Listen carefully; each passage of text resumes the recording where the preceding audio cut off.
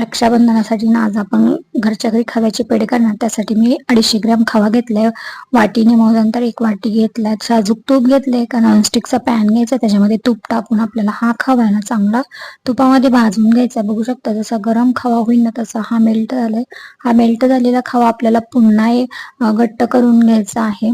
आणि हा पॅनला पूर्ण असा सोडेपर्यंत आपल्याला खव्याचा हा गोळा तयार करून घ्यायचा आहे.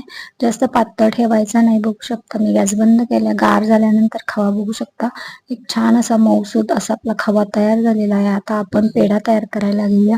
तर 1 वाटी खव्यासाठी मी अर्धी वाटी पिठी साखर घेतलेली आहे. थोडी फ्लेवरसाठी विलायची पावडर टाकायची आणि ही साखर सगळी मिक्स करून घ्यायची या खव्यामध्ये. आणि आपलं बघू शकता पेढ्याचे हे मिश्रण तयार आहे. अगदी तुम्हाला हवे त्या आकाराचे पेढे तुम्ही याच्यापासून तयार करू शकता. याच्यावर तुम्हाला डिझाईन करायची असेल ना तर बाउलच्या मागे, ग्लासच्या मागे जी काचेच्या जी डिझाईन असते ती अशी उमटवायची. अगदी परफेक्ट आपले पेढे तयार आहेत. अगदी बाहेर मिळतात तसे रेडीमेड पेढे.